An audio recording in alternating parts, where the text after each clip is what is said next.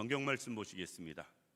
성경 말씀은 에베소서 2장 8절에서 10절 말씀까지 천천히 함께 봉독하시기로 하겠습니다. 에베소서 2장 8절부터 10절까지 찾으셨으면 함께 봉독하십니다. 너희는 그 은혜에 의하여 믿음으로 말미암아 구원을 받았으니 이것은 너희에게서 난 것이 아니요 하나님의 선물이라. 행위에서 난 것이 아니니 이는 누구든지 자랑하지 못하게 함이라. 우리는 그가 만드신 바라 그리스도 예수 안에서 선한 일을 위하여 지으심을 받은 자니 이 일은 하나님의 전에 예비하사 우리로 그 가운데서 행하게 하려 하심이니라. 아멘. 할렐루야. 오늘 이 시간은 본문 말씀 통해서 하나님의 은혜라는 제목으로 말씀을 생각해 보려고 합니다. 본문 말씀은 사실 우리가 잘 아는 말씀이거든요. 믿음으로 구원받는데 그것은 하나님의 은혜다. 이 말씀은 설교 시간에도 자주 인용되는 말씀이고요, 기회가 될 때마다 또 전해드리는 말씀입니다. 그래서 오늘은 본문 말씀 중심으로 말씀을 전해드리지 않고요, 하나님의 은혜에 대해서 말씀을 생각해 보려고 합니다. 우리가 하나님의 은혜 이야기할 때 은혜는 구약에선 하난이라는 말, 히브리어로 하난이라는 말인데 그것은 긍휼을 베푼다, 불쌍히 여기신다. 하나님이 우리를 불쌍히 여기시는 것, 그게 하나님의 은혜예요. 하나님이 우리에게 긍휼을 베푸시는 것, 그게 하나님의 은혜다라는 것입니다. 헬라어에서는 카리스마라는 말인데 우리는 카리스마 하면 전혀 다른 의미로 받아들이죠. 그런데 헬라어로 카리스마는 특별한 은총을 받는, 즉 선물 같은 것을 받는, 그것을 은혜라고 합니다. 예수 그리스도를 받고 성령을 받고 그리고 또 하나님의 놀라운 은혜와 축복을 받는 것, 이게 은혜다라는 것입니다. 우리는 지금까지 살아온 모든 것이 하나님의 은혜다라고 고백을 하고요, 앞으로도 살아갈 모든 일들이 하나님의 은혜임을 또 고백하며 살아갑니다. 그리고 은혜 아니면 우리는 살아갈 수 없다 찬양하거든요. 그러니까 은혜로 여기까지 왔고 현재 은혜 중에 있고 앞으로도 은혜로 살아갈 것이 우리들입니다. 그런데 하나님의 은혜가 무엇이다 라고 말하려면 수십 가지 수백 가지도 넘을 것 같아요. 많으면 수천 가지도 더 넘게 설명할 수도 있을 것 같습니다. 따라서 이것도 은혜 저것도 은혜, 뭐 다 은혜를 생각해 볼 수 있는데 성경에서 특별히 크게 우리 예수 믿는 모든 사람들에게 동일하게 주신 은혜, 우리 모두가 동일하게 경험한 은혜, 받은 은혜, 그것이 무엇인가 생각해 보면서 말씀의 은혜를 나누고자 합니다. 오늘 8절 말씀 보면 너희는 그 은혜에 의하여 라는 말씀으로 시작을 합니다. 우리 존재 자체가 하나님의 은혜로 존재하고요, 여기까지 왔음을 먼저 인정하는 우리들 되길 원합니다. 그러면 예수 믿는 우리가 하나님 앞에 받은 은혜는 무엇인가? 첫 번째, 택함을 받은 은혜예요. 하나님이 우리를 택하여 주신 은혜다라는 것입니다. 그래서 로마서 11장 5절 말씀 보면 그런즉 이와 같이 이제도 은혜로 택하심을 따라 남은 자가 있느니라 라고 말씀하고 있습니다. 구약의 많은 성경은 구루터기 사상, 남은 자 사상을 가지고 있습니다. 이스라엘이 망해던 남은 자가 있고요, 포로로 잡혀가도 남은 자가 있고요, 포로 중에서도 또 남은 자가 있고요. 그런데 그 모든 것 다 하나님의 택하심으로 남은 자를 이야기하고 있습니다. 창세 전에 우리를 택하여 주신 것도 은혜고요, 우리를 예수 믿는 사람으로 택하여 주신 것도 은혜고요, 우리가 구원받은 사람으로 부름받은 것도 은혜인 것입니다. 그런데 무엇보다도 우리를 하나님께서 창세 전에 하나님의 백성, 하나님의 자녀, 구원받은 사람으로 택하여 주신 것, 에베소서 1장에 택하여 주신, 택정하시는 하나님, 하나님의 예정을 1장에 처음 서론의 시작을 하거든요. 하나님은 우리를 택하여 주시고 예수 그리스도는 우리에게 구원의 은혜를 주시고 성령님은 그것을 인쳐 주시는 것으로 1장이 시작을 합니다. 그래서 우리 예수 믿는 사람들이 가장 크게 받은 은혜는 무엇인가? 또 이 자리에 예외 없이 받은 은혜는 무엇인가? 모든 사람들이 하나님께 택함을 받았다라는 것입니다. 갈라디아서 1장 5절 15절에는 이렇게 말씀합니다. 내 어머니의 태로부터 나를 택정하셨다. 내가 이 세상에 태어나기도 전에 하나님은 나를 택하여 주셨다라는 것입니다. 우리가 많은 종교 중에 기독교를 택한 것이 아닙니다. 우리가 많은 신들 중에 하나님을 택한 게 아니에요. 하나님이 우리를 택해 주신 거예요. 그런데 우리는 착각을 합니다. 내가 많은 종교 중에 기독교를 택하고 교회를 택하고 하나님을 택하고 예수를 택한 것으로. 절대로 아닙니다. 하나님이 나를 택하여 주신 거예요. 우리가 그것을 믿을 수 있는 우리들 되기를 원합니다. 그래서 베드로전서 1장 2절은 베드로가 편지를 쓰면서 초대교회 성도들에게 편지를 쓰면서 서론에 뭐라고 쓰냐면 택하심을 입은 자들에게 편지하노니. 베드로가 쓰는 편지를 받는 사람, 즉 초대교회 성도들, 예수 믿는 사람들, 그들을 한마디로 이렇게 표현해요. 택함을 받은 자들. 예수 믿는 우리 모두는 택함을 받은 자들이고요, 하나님이 우리를 택해 주신 것입니다. 그러면서 베드로 사도는 이렇게 편지를 씁니다. 택함을 받은 자들에게 편지하노니 은혜와 평강이 너희에게 더욱 많을지어다. 우리가 은혜와 평강은요, 택함 받는 순간부터 우리는 이미 받은 거예요. 은혜가 아니고서는 우리가 택함 받을 수가 없다라는 것입니다.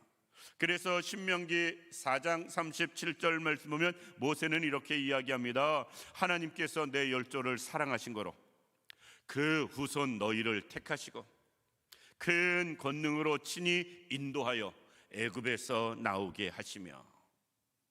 이스라엘 백성들이 애굽에서 나올 수 있는 이유가 무엇이었냐? 하나님이 미리 다 택하여 주시고 인도하여 주시기 때문에 가능했다라는 것입니다. 오늘날도 예수 믿는 우리 모두는 하나님이 택하여 주셨음을 꼭 믿을 수 있는 우리들 되기를 원합니다. 하나님이 나를 택해 주셨기 때문에 내가 하나님의 백성 자녀 될 수 있었고요, 하나님이 나를 택하여 주셨기 때문에 우리가 주 앞에 나올 수도 있고, 이 시간 이 자리에서 하나님을 부르며 찬양하며 예배 드릴 수도 있는 것, 하나님이 우리를 택하여 주셨기 때문에 그렇습니다. 따라서 하나님의 은혜를 이야기할 때 택해 주신 은혜를 빼놓을 수 없다라는 것입니다. 두 번째, 하나님의 은혜를 이야기할 때 하나님이 우리를 불러주신 은혜예요. 택하여 주신 건 아직 부르기 전 그냥 예정만 하신 거예요. 정해만 놓으신 겁니다. 그런데 부르신 것은 하나님 앞에 나올 수 있도록, 하나님 앞에 살 수 있도록, 하나님의 은혜를 받을 수 있도록 하나님이 우리를 불러주신 것입니다. 어머니의 태에서부터 나를 택정하신 하나님이, 갈라디아 1장 15절 말씀 보면 그 뒤에 이렇게 이야기합니다. 나를 부르신 이가. 택하여 주신 것으로 끝나는 게 아니고요, 나를 불러주셨다라는 것입니다. 저는 컴맹이라 거의 아직까지 인터넷으로 물건을 한 번도 사본 적이 없어요. 그런데 가끔 이렇게 인터넷을 보다 보면 광고창이 뜰 때가 있잖아요. 그래가지고 야, 요거 좋겠다 이렇게 생각해서 들어가 본 적은 있어요. 사본 적은 결제를 어떻게 하는지를 몰라서 못 사요. 그런데 거기 이게 있더라고요. 찜하기. 살 물건을 찜하기가 있더라고요. 택하는 것은 하나님이 찜하셨다라고 볼 수 있다면, 부르셨다라는 이것은요, 찜한 것으로 끝나는 게 아니라, 찜 아무리 하면 뭐해요? 결제 안 하면 소용이 없죠. 그것을 구매하지 않으면 아무 소용이 없는 것 같습니다. 마찬가지로 우리를 하나님이 택해 놓으시고 그것으로 끝나버리면 의미가 없었을 거예요. 우리를 이 세상에 보내주시고 우리를 하나님 앞에 불러주신 것, 이게 은혜인 것입니다. 하나님이 100번 1000번 택하시기만 하셨다면 더 속상하지요. 더 속상하고 안타깝지요. 왜 안 불러주나 학수고대하면서 기다려야 됩니다. 그런데 하나님이 정한 때에 우리를 다 불러주셨어요. 예수 믿는 시기, 주 앞에 나와서 신앙생활하는 시기는 사람마다 다를 수 있습니다. 어떤 분은 모태에서부터, 어떤 분은 어려서부터, 어떤 분은 중고등학교 청소년 시기에, 어떤 분은 청장년 시기에, 어떤 분은 노년의 시기에, 시기는 다를 수 있어요. 그런데 중요한 건 하나님이 불러주셨다라는 겁니다. 과거에 택하여 주시고 하나님의 때에 우리를 불러주셨음을 볼 수가 있습니다. 부르신 그 하나님의 은혜에 아멘하며 화답하고 대답하고 주 앞에 나와서 주 앞에 살아갈 수 있는 우리들 되기를 원합니다. 갈라디아 1장 6절에는 하나님이 우리를 부르실 때 이렇게 표현하고 있습니다. 그리스도의 은혜로 너희를 부르시니가. 우리를 부르셨는데 어떻게 불러주셨느냐? 예수 그리스도의 은혜로 우리를 불러주셨다. 따라서 하나님이 우리를 불러주시지 아니했다면 우리는 절대 주 앞에 살 수가 없고요, 나올 수가 없었을 것입니다. 따라서 데살로니가전서 2장 12절에는 이렇게 말씀합니다. 이는 너희를 부르사, 하나님이 우리를 부르사 자기 나라와 영광에 이르게 하시는 하나님께 합당히 행하게 하려 함이라. 우리를 부르신 이유에 대해서 설명을 해요. 하나님 앞에 합당하게 살아가게 하기 위해서 우리를 불러주셨다라는 것입니다. 하나님은 우리를 취미로 부르신 게 아니에요.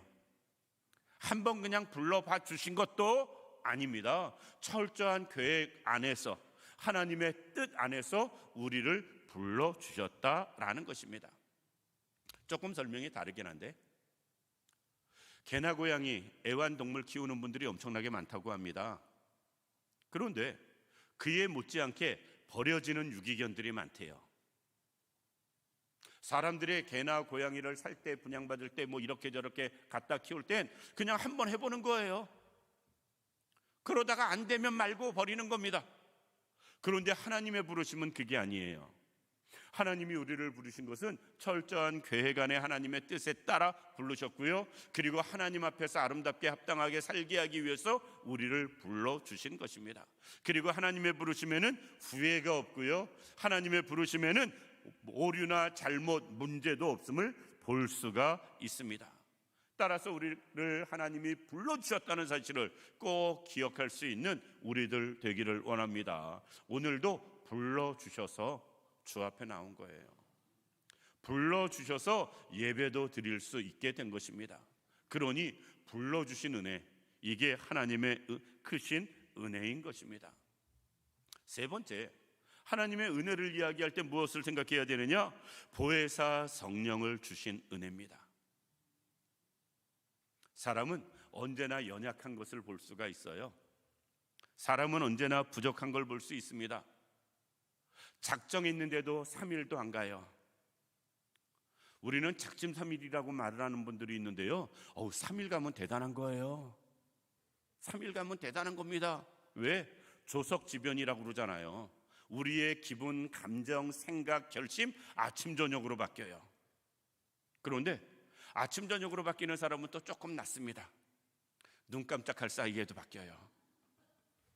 눈 깜짝할 사이도 바뀝니다. 그게 우리들이에요. 죄송하지만 우리가 금방 기분 좋았다가, 예를 들어서 어떤 말 한마디에 감정이 확 상할 때 있잖아요. 눈 깜짝할 사이에 바뀌고 상합니다. 정말 그렇습니다. 그게 우리들이에요. 그러니까 우리는 내 힘으로는 꾸준히 신앙생활 절대로 불가능합니다. 내 결심으로는 꾸준히 주 앞에서 충성하고 봉사하는 삶 절대로 불가능합니다.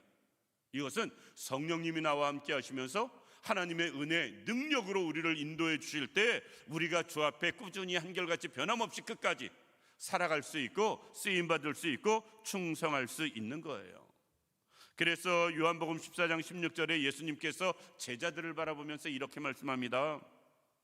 내가 아버지께 구하겠으니 그가 또 다른 보혜사를 너희에게 주사 영원토록 너희와 함께 있게 하시리니. 보혜사 성령님이 나에게 오면 영원토록 떠나지 아니하시고 함께하게 하신다. 왜? 그 성령님의 능력, 은혜, 그리고 역사, 그래야 우리가 하나님 앞에 꾸준히 살 수 있기 때문에 그런 것입니다. 내 힘과 결심으로는 되어지질 않아요. 그래서 히브리서 10장 29절 말씀 보면 성령을 이야기할 때 은혜의 성령으로 말씀하고 있습니다. 우리가 찬양할 때도 그러잖아요. 은혜가 풍성한 하나님은 믿는 자 한 사람 한 사람 어제나 오늘도 언제든지 쭉 찬양하면서 주여 성령의 은사들을. 하나님의 은혜는 우리에게 성령을 주시는 은혜예요. 만약에 성령이 나에게 임하지 아니하였다면 우리는 절대로 주 앞에서 한결같이 살아갈 수 없음을 우리는 인식해야 됩니다. 내가 지금까지 믿음 안에서 사는 것, 사실 별의별 일 다 겪으면서 별의별 소리 다 들으면서 그럼에도 불구하고 믿음 안에서 살아가는 이유 한 가지입니다. 성령님이 우리를 인도하시기 때문에 그래요. 따라서 성령님을 주신 은혜만큼 더 큰 은혜가 없습니다. 오죽했으면 예수님이 마지막 제자들에게 자기가 하늘로 올라갈 그날이 다가온 것을 아시고 마지막으로 준 선물이 무엇이냐? 성령이에요. 예수님이 우리에게 주신 마지막 선물이 성령입니다. 그래서 사도행전 1장 8절에 오직 성령이 너희에게 임하시면 너희가 권능을 받고, 우리가 성령이 임할 때에 능력도 역사도 나타나는 것이지 그것이 없이 되어지는 것 없다라는 것입니다. 이 자리에 있는 우리 모든 성도님들, 보혜사 성령이 우리에게 능력이고 은혜고 역사임을 꼭 기억할 수 있길 원합니다. 그리고 그 성령님을 우리에게, 나에게 주신 것, 그것은 하나님의 은혜인 것입니다. 네 번째, 하나님의 은혜는 누가 뭐라고 해도 구원을 빼놓고는 생각할 수가 없습니다. 우리를 구원해 주신 것, 하나님의 은혜입니다. 예수 믿는 사람들이 받은 가장 큰 은혜, 그 무엇과도 비교할 수 없는 은혜, 구원받은 은혜입니다. 구원받은 은혜를 빼놓으면, 이 은혜가 빠지면 우리가 안고 없는 찐빵이라고 그러는데 안고 없는 찐빵만도 못한 게 되어져 버려요. 모든 은혜를 다 합쳐도. 구원의 은혜, 하나님이 주신 은혜 중에 가장 큰 은혜가 구원의 은혜인 것입니다. 찬송가 196장 날 구원하신 예수를 영원히 찬송하겠네. 우리가 하나님을 찬양하는 것, 예수 그리스도를 찬양하는 이유 무엇에 있냐면 구원해 주심의 은혜 때문에 찬양하는 것인 걸 깨달을 수 있는 우리들 되기를 원합니다. 얼마나 많은 사람들이 그렇게 옆에서 권해도 예수 믿지 못하고 구원받지 못하는 사람들이 얼마나 많아요. 그런데 모르긴 몰라도 아주 우연찮게 교회 나오는 분들이 있어요. 아주 뜻하지 않게 교회를 나오는 분들이 있습니다. 계획도 생각도 없었는데 주변 사람들이 볼 땐 저 사람이 교회를 다녀? 싶을 정도로 정말 황당하게 우리가 예수 믿는 사람, 교회 구원받은 사람들을 볼 수가 있어요. 왜? 하나님의 은혜이기 때문에. 하나님의 은혜가 임하면 죽어도 안 다닐 것 같은 사람이 다녀요. 절대 그 사람은 안 믿을 것 같은 사람이 믿게 되어지고요, 구원의 생활을 하게 되어지는 모습을 볼 수가 있습니다. 오늘 본문 8절에도 말씀합니다. 너희는 그 은혜에 의하여 믿음으로 말미암아 구원을 받았으니 이것은 너희에게 난 것이 아니요 하나님의 선물이라. 하나님의 선물이다. 그래서 하나님이 우리에게 주신 은혜 이야기하면 구원을 빼놓을 수 없다라는 것입니다. 따라서 우리가 세상 살면서 다른 은혜는 혹 설령 남들만큼 못 받았어도 구원의 은혜만 확실히 받았으면 다 죄송하지만 그 다음은 거기서 거기에요. 왜? 천국 가면 다 똑같아져. 그렇죠? 천국 가면 다 똑같아져. 이 땅에서 부자 가난한 거 이 땅에서 잠깐 비교되는 거고, 천국 가면 가난한 사람 부자 아무 소용이 없어요. 천국 가면 많이 배운 사람 못 배운 사람 의미 없습니다. 배경 좋은 사람 낮은 사람 의미 없어요. 출세한 사람 못한 사람 아무 소용이 없습니다. 잘난 사람 못난 사람 이 땅에서 얘기지 천국 가면 아무 소용이 없어요. 그러니까 구원받은 사람은 다른 것 혹 좀 못 받았어도 조금 있으면 다 똑같아져요. 그러니 이 구원의 은혜가 얼마나 큰지 모르겠습니다.